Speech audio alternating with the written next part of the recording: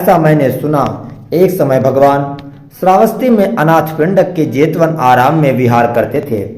तब शिव देवपुत्र एक ओर खड़ा हो भगवान के सम्मुख यह गाथा बोला, सत्पुरुषों के साथ रहो, सत्पुरुषों के सी साथ मिलो जुलो, संतों के ऊंचे धर्म को जान, भला ही होता है बुरा नहीं। संतों के ऊंचे धर्म को जान, ज्ञान का साक्षात्कार करता है जो दूसरी तरह से नहीं होता। संतों के ऊंचे धर्म को जान, शोक के बीच में रह शोक नहीं करता। संतों के ऊंचे धर्म को जान, बांधवों के बीच शोभता है। संतों के ऊंचे धर्म को जान, सत्य सुगति को प्राप्त होते हैं। संतों के ऊंचे धर्म को जान, सत्य परम सुख पाते हैं। तब भगवान ने शिव देवपुत्र को गाथा में उत्तर दिया, सत्पुरुषों के ही साथ रहे, सत्पुरुषों के ही साथ मिले जुले, संतों के ऊंचे धर्म को जान, सभी दुखों से छूट जाता है। इसमें भगवान सत्पुरुषों के साथ आपकी संगति का बखान कर रहे हैं। जिस प्रकार से आप श्रेष्ठ लोगों के साथ रहते हैं और अपने जीवन में नई नई ऊंचाइयां छूते हैं। खेम सूत्र पाप कर्म ना करें, एक और खड़ा हो। खेम देवपुत्र भगवान के सम्मुख यह गाथा बोला, मूर्ख दुर्बुद्धि लोग विचरण करते हैं। संयुक्त निकाय, अपना शत्रु आप ही होकर पाप कर्म किया करते हैं जिनका फल बड़ा कटु होता है। उस काम को करना अच्छा नहीं जिसको करके अनुताप करना पड़े, जिसका आंसू के साथ रोते हुए फल भोगना पड़ता है। उसी कर्म का करना अच्छा है जिसके करके अनुताप न करना पड़े, जिसका आनंद और खुशी से अच्छा फल मिलता है। फल ही उस काम को करें जिससे अपना हित होना जाने। गाड़ीवान की तरह चिंता में न पड़ धीर पुरुष पूरा पराक्रम करें। जैसे कोई गाड़ीवान समतल पक्की सड़क को छोड़ ऊंची नीची राह में आ धुरा टूट जाने से चिंता में पड़ जाता है, वैसे ही धर्म को छोड़ अधर्म में पड़ जाने से मृत्यु मूर्ख के मुख में गिरकर धुरा टूट जाने वाले जैसा चिंता में पड़ जाता है। भगवान बुद्ध अच्छी संगति की चर्चा कर रहे हैं और आपको अच्छी संगति में जाने के लिए बोल रहे हैं। या ठीक उसी प्रकार है, जब कोई आपसे यह कहे कि आपको आपके कर्मों का फल मिलेगा तो आपको इससे प्रसन्नता होनी चाहिए, ना कि दुख और भय। शेरी सुत दान का महात्म्य। एक ओर खड़ा हो शेरी देवपुत्र भगवान को यह गाथा बोला, अन्न को तो सभी चाहते हैं, दोनों देवता और मनुष्य, भला ऐसा कौन प्राणी है जिसको अन्न नहीं भाता हो। भगवान ने उत्तर दिया, जो अन्न श्रद्धा पूर्वक दान करते हैं अत्यंत प्रसन्न चित्त से उन्हीं को अन्न प्राप्त होते हैं, इस लोक में और परलोक में। इसलिए कंजूसी छोड़ छूट कर खूब दान करें, पुण्य ही परलोक में प्राणियों का आधार होता है। बनते आश्चर्य है अद्भुत। भगवान ने यह ठीक ही कहा कि जो अन्न श्रद्धा पूर्वक दान करते हैं। बनते बहुत पहले मैं शेरी नाम का एक राजा था। मैं दानी दानपति और दान की प्रशंसा करने वाला था। चारों फाटक पर मेरी ओर से दान दिया जाता था, श्रमण ब्राह्मण गरीब राही लाचार और विपंगों को।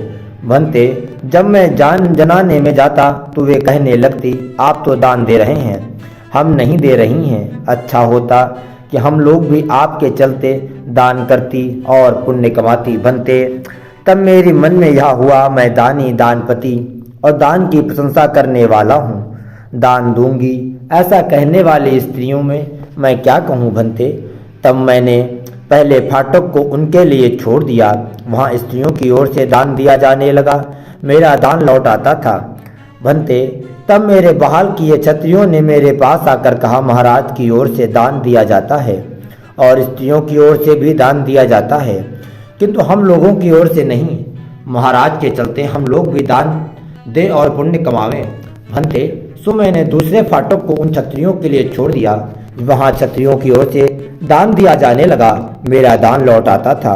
बनते तब मेरे सिपाहियों ने सो मैंने तीसरे फाटक को उन सिपाहियों के लिए छोड़ दिया, मेरा दान लौट आता था। बनते तब ब्राह्मण और गृहपतियों में सो मैंने चौथे फाटक को उन ब्राह्मण और गृहपतियों के लिए छोड़ दिया, मेरा दान लौट आता था। बनते तब लोगों ने मेरे पास आकर यह कहा, अब तो महाराज की ओर से कोई भी दान नहीं दिया जाता है।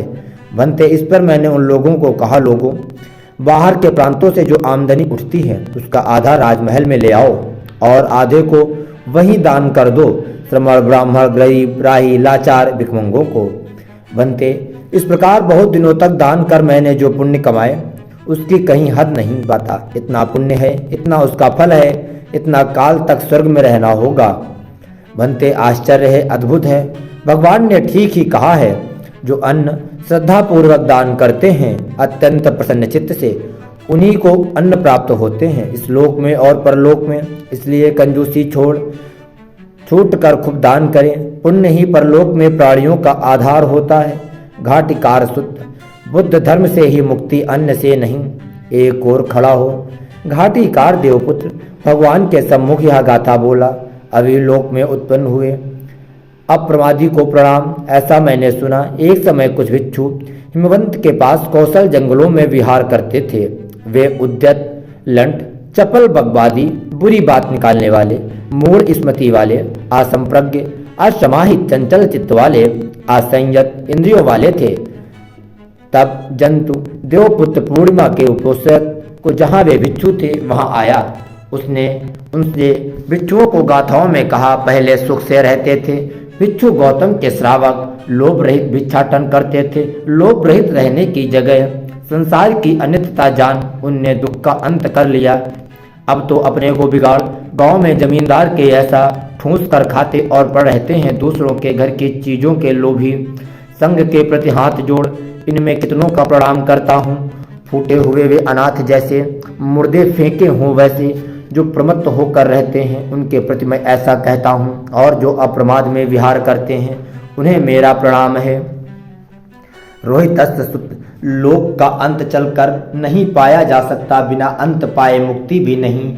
श्रावस्ती में एक और खड़ा हो।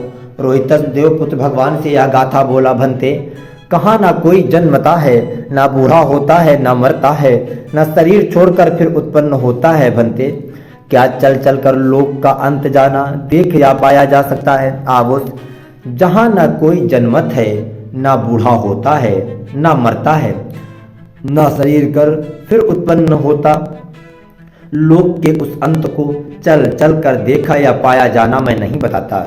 बनते, आश्चर्य है, अद्भुत है। जो भगवान ने इतना ठीक कहा, लोक के उस अंत को चल चल कर जाना, देखा या पाया जाना मैं नहीं बताता। बनते, बहुत पहले मैं रोहितस्थ नाम का एक ऋषि, भोजपुत्र बड़ा रिद्धिमान, आकाश में विचरण करने वाला था। बनते, उस समय मेरी ऐसी गतिशक्ति थी जैसे कोई हथियार तीरंदाज सिखाया हुआ जिसका हाथ साफ हो गया हो। निपुण अभ्यासी एक हल्के तीर को बड़ी आसानी से ताल की छाया तक फेंक दे। बनते, उस समय मेरा डेग ऐसा पड़ता था जैसे पूरब के समुद्र से लेकर पश्चिम के समुद्र तक। बनते, तब मेरे चित्त में यह ख्याल आया, मैं चल चल कर लोक को अंत तक पहुंचूंगा। बनते, सो मैं इस प्रकार की गति से इस प्रकार के डिग मारते, खाना पीना छोड़, पखाना पेशाब छोड़, सोना आराम करना छोड़, 100 वर्ष की आयु तक जीता रहे, बराबर चलते रहकर भी लोक के अंत को बिना पाए बीच ही में मर गया। बनते, आश्चर्य है, अद्भुत है। जो भगवान ने इतना ठीक कहा, लोक के उस अंत को चल चल कर जाना, देख या पाना जाना मैं नहीं बताता। आवुस, मैं कहता हूँ, बिना लोक के अंत पाए दुखों का अंत करना संभव नहीं है। आवुस, और यह भी कि इसी व्याम भर संज्ञा धारण करने वाले कलेवर शरीर में लोक की उत्पत्ति, लोक का निरोध और लोक के निरोध करने का मार्ग सभी मौजूद हैं। चल चल कर नहीं पहुंचा जा सकता लोक का अंत कभी भी, और बिना लोक का अंत पाए दुष्ट से छुटकारा नहीं है। इसलिए बुद्धिमान लोक को पहचाने, लोक के अंत को पाने वाला, ब्रह्मचर्य धारण करने वाला लोक के अंत को ठीक से जान, न लोक की आशा करता है और न परलोक की। समय बीतता है, नंद सुत और नंदी विशाल सुत सुसीम सुत प्रारंभ करते हैं। आयुष्मान सारिपुत्र के गुण श्रावस्ती में तब आयुष्मान आनंद जहाँ भगवान थे वहाँ आए और भगवान का अभिवादन कर एक ओर बैठ गए। एक ओर बैठे हुए आयुष्मान आनंद को भगवान ने कहा, आनंद, तुम सारिपुत्र सुहाता है ना? भंते, मूर्ख, दृष्टि मूढ़ और उन सन के आदमी को छोड़ कर भला ऐसा कौन होगा जिसे आयुष्मान सारिपुत्र नहीं सुहाए? भंते, आयुष्मान सारिपुत्र महाज्ञानी हैं, महाप्रज्ञ हैं, बड़े पंडित विद्वान हैं। आयुष्मान सारिपुत्र की प्रज्ञा अत्यंत प्रसन्न है, उनकी प्रज्ञा बड़ी तीव्र है, उनकी प्रज्ञा बड़ी तीक्ष्ण है, उनकी प्रज्ञा में बैठना आसान नहीं। भंते, आयुष्मान सारिपुत्र बड़े अल्पेच्छा हैं, संतोषी हैं, विवेकी हैं, अनासक्त हैं, उत्साही हैं, वक्ता हैं, वचन कुशल हैं, बताने वाले हैं, पाप की निंदा करने वाले हैं। भंते मूर्ख, दुष्ट, मूढ़ और सन के आदमी को छोड़कर भला ऐसा कौन होगा जिसको आयुष्मान सारिपुत्र नहीं सुहाए आनंद। ऐसी ही बात है, भला ऐसा कौन होगा जिसको सारिपुत्र नहीं सुहाए आनंद। सारिपुत्र महाज्ञानी हैं, महाप्रज्ञ हैं, महाविद्वान हैं। तब सुसीम देवपुत्र आयुष्मान सारिपुत्र के गुण कहे जाने के समय देवपुत्रों को बड़ी भारी मंडली के साथ जहाँ भगवान थे वहाँ आया और भगवान का अभिवादन कर एक ओर खड़ा हो गया। एक ओर खड़ा हो सुसीम देवपुत्र ने भगवान को कहा, भगवान सुगत, ऐसी ही बात है, भला ऐसा कौन होगा जिसको आयुष्मान सारिपुत्र नहीं सुहाए। बनते आयुष्मान सारिपुत्र महाज्ञानी महाप्रज्ञ हैं। तब सुसीम देवपुत्र की मंडली ने आयुष्मान सारिपुत्र के गुण कहे जाने के समय संतुष्ट, प्रमुदित, प्रीति युक्त हो प्रसन्न कांति धारण की, जैसे सुख अच्छी जाति वाला अच्छी तरह काम किए गया, पीले ऊनी कपड़े में लपेट कर रखा, वैदुर्य मणि भासता है, तपता है और चमकता है। वैसे ही सुसीम देवपुत्र की मंडली ने प्रसन्न कांति धारण की, जैसे अच्छे सोने का आभूषण दक्ष सुवर्णकार से बड़ी कारीगरी के साथ गढ़ा गया, पीले ऊनी कपड़े में लपेट कर रखा भासता है, तपता है और चमकता है। वैसे ही सुसीम देवपुत्र की मंडली ने प्रसन्न कांति धारण की, जैसे रात के भिनसारे औषधि तारका शुक्र तारा। वैसे ही सुसीम देवपुत्र की मंडली ने प्रसन्न कांति धारण की, जैसे शरत काल में बादल के हट जाने, आकाश खुल जाने पर सूरज आकाश में चढ़ सारी अंधियारी को दूर करके भासता है, तपता है और चमकता है। वैसे ही सुसीम देवपुत्र की मंडली ने प्रसन्न कांति धारण की। तब सुसीम देवपुत्र ने आयुष्मान सारिपुत्र के विषय में भगवान के पास यह गाथा कहा, पंडित और बड़ा ज्ञानी, क्रोध रहित सारिपुत्र, अल्पेच्छा, सुरत, दांत ऋषि, जिनने बुद्ध के तेज को लाभ किया है। तब भगवान ने आयुष्मान सारिपुत्र के विषय में सुसीम देवपुत्र को गाथा में यह कहा, पंडित और बड़ा ज्ञानी, क्रोध रहित सारिपुत्र, अल्पेच्छा, सुरत, दांत, अपनी मजबूरी की राह देख रहा है। नाना तीर्थ सुत, नाना तीर्थों के मध्य बुद्ध अगुआ, ऐसा मैंने सुना। एक समय भगवान राजगृह के वेलुवन कलंदक निवाप में विहार करते थे। तब कुछ दूसरे मत वाले श्रावक देवपुत्र असम, सहली, निक, आकोटक, वेटम्बरी और माड़ोगामी रात बीतने पर अपनी चमक से सारे वेलुवन को चमका। जहाँ भगवान थे वहाँ आए और भगवान गौतम बुद्ध को अभिवादन करके एक ओर खड़े हो गए। एक ओर खड़ा हो असम देवपुत्र पूर्ण कश्यप के विषय में भगवान के सम्मुख यह गाथा बोला, यदि कोई पुरुष मारे या काटे या किसी को बर्बाद कर दे तो कश्यप अपने उसमें अपना कोई पाप या पुण्य नहीं देखते। उनने विश्वस्त बात बताई है, वे गुरु सम्मान के भाजन हैं। तब सहेली देवपुत्र मक्खली गोसाल के विषय में भगवान के सम्मुख यह गाथा बोला, कठिन तपश्चरण और पाप जुगुत्सा से संयत, मौन, कलह त्यागी, शांत, बुराइयों से व्रत, सत्यवादी, उन जैसे कभी पाप नहीं कर सकते। तब निंक देवपुत्र निकंठ नाथ पुत्र के विषय भगवान के सम्मुख यह गाथा बोला, पाप से घृणा करने वाले चतुर्भिक्षु, चारों याम में सुव्रत रहने वाले, देखे सुने को कहते हुए उनमें भला क्या पाप हो सकता है।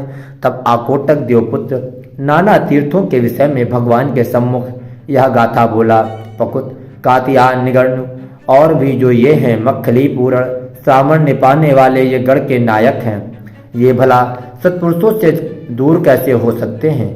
तब वेटम्बरी देवपुत्र ने आकोटक देवपुत्र को गाथा में कहा, हुआ हुआ कर रोने वाला अदना सियार सिंह के समान कभी नहीं हो सकता, नंगा, झूठा या गढ़ का गुरु जिसके चरण में संदेह किया जा सकता है, सज्जनों के सरीखा एकदम नहीं है। तब पापी मार वेटम्बरी देवपुत्र में पैठ भगवान के सम्मुख यह गाथा बोला, पाप और दुष्कर क्रिया करने में जो लगे हैं, जो उनके विचार पूर्वक पालन करते हैं, जो सांसारिक रूप में आसक्त हैं, देवलोक में मजे उड़ाने वाले, वे ही लोक परलोक बनाने का अच्छा उपदेश देते हैं। तब भगवान ने यह पापी मार है जान उसे गाथा में उत्तर दिया, राजगृह के पहाड़ों में विपुल श्रेष्ठ कहा जाता है, श्वेत हिमालय में श्रेष्ठ है, आकाश में चलने वालों में सूरज, जलाशयों में समुद्र श्रेष्ठ है, नक्षत्रों में श्रेष्ठ है चंद्रमा। वैसे ही देवताओं के सारे लोक में बुद्ध ही अगुआ कहे जाते हैं। और भगवान बुद्ध की जय हो, धम्म और संघ की जय हो, देवपुत्र संयुक्त सूत्र यहाँ समाप्त होता है। भगवान बुद्ध की जय हो।